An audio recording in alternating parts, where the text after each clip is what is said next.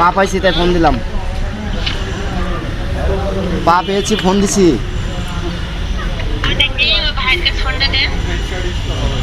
এই যে আমি দেখাচ্ছি।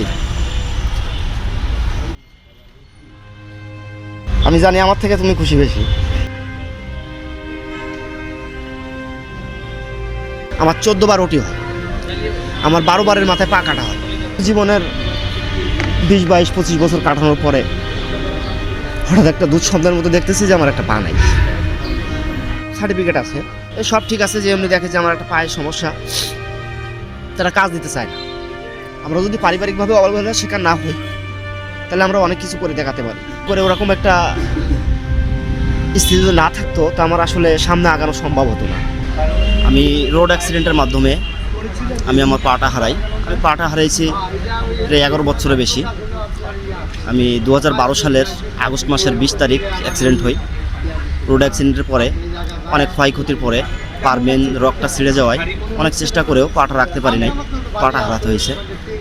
জীবনের 20, 22, 25 বছর কাটানোর পরে হঠাৎ একটা দুঃস্বপ্নের মতো দেখতেছি যে আমার একটা পা নাই।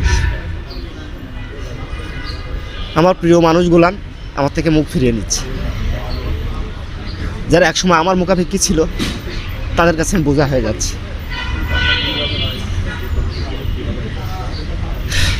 মানবতা মুখে বলে দেখি, কিন্তু পাহারা হাতারা মানুষগুলোন এরাও কারো কাছ থেকে কিছু নিয়ে খেতে চায় না। এরাও চায় যে আমার নিজে হাতে ইনকাম করে আমার পরিবারকে চালাই, আমার আপনজনকে ভালো রাখি, আমি ভালো থাকি, সমাজে কিছু করি। শারীরিকভাবে পঙ্গু হয় ভাই মানুষের মন তো আর পঙ্গু হয় না। কিন্তু বাস্তবতা কঠিন। আসলেই জীবনটা সহজ না, জীবনটা অনেক কঠিন মনে হয়।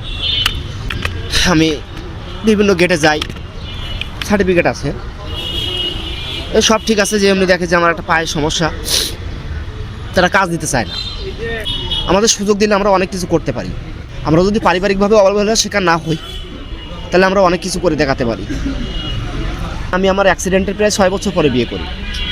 আমার সহধর্মিণী অনেক আন্তরিক, সে আমাকে দেখে শুনে জেনে বুঝেই বিয়ে করছে। তার জীবনে সব শখ আল্লাহ সে বিসর্জন দিছে আমার জন্য। তবে হ্যাঁ, আমি তাকে 8-10 জন মানুষের মতো মাথা উঁচু করে বাঁচিয়ে থাকার মতো আপনাদের দোয়াই আল্লাহ পাকের অশেষ রহমতে সে কর্মটুকু আমি করতে পারি। ওরকম একটা স্থিতি না থাকতো, তা আমার আসলে সামনে আগানো সম্ভব হতো না। আমরা তাহলে ফোন দিয়ে দিচ্ছি, আপনি কথা বলেন। জি, ফোন দেন। পা পাইছি তাই ফোন দিলাম। পা পেয়েছি, ফোন দিছি।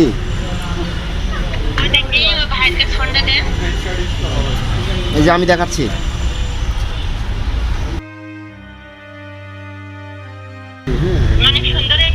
সুন্দর হয়েছে না?